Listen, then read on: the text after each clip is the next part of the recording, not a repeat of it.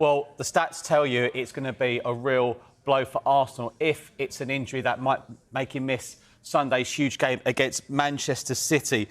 That's Saka here, and the influence. He's featured in Arsenal's last 87 Premier League games. In those 87 appearances, he started 83. The last game he didn't play was against Newcastle on the 2nd of May of 2021. But this here, the influence of Bukayo Saka with and without. OK, only 11 without, but a slight concern there with the win rate, 46%. Points per game, 1.9.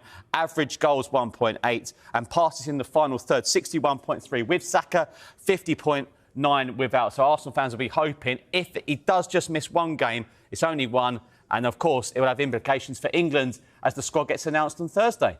Yeah, it's funny you should mention the international games as well, because this is, Michael, going through those stats there, that's a very heavy workload that this young man has had to take on.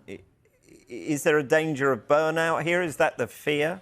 I think so, and I think that it's something that a lot of Arsenal fans have been complaining about, because obviously he's a young player and he's such a pivotal part to their successes in recent years, but at the same time, he is very young and he has had periods where he has had a few niggles and a few injuries that he has played through. And I think when you're that young, you obviously do want to play every single game, but at the same time, it can affect you down the line. I think Pedri was another player at Barcelona, played over 75 games. They were praising that, but now he's out injured for a few months. And when you're that young, you're playing week in, week out. They're going to be playing in the Champions League as well. I think it's going to be quite difficult to manage that. But at the same time, there's no one that is putting up the output that he is in the squad. 5 goals, 5 assists already in Europe. I think the first player to do that in Europe.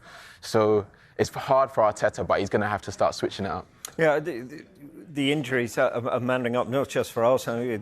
Manchester City will be, shouting from the rooftops. They've got their injury problems as well. But the fact that it's either side now, Saka and Martinelli, have they got the depth in this squad that perhaps others have? Well, considering the amount of money they've spent, you'd have hoped so. I think it's really telling if you look at City's forward line sort of last year, Haaland aside, Bernardo Silva, Grealish and Mahrez, they all played just over 2,000 minutes each that season. Last season, Saka played 3,100 minutes over that, which just shows that, City were able to refresh that line constantly.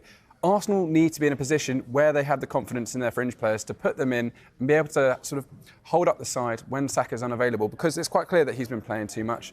And the players coming into the side, they need to take their chances. But it's maybe slightly a foresight that they don't have a right winger who's able to come in and perhaps debutise at various points and give him a rest in matches where it looks like they should be fine. Because he came off of a knock against Bournemouth, and it's surprising to see him starting a Champions League game so soon after that.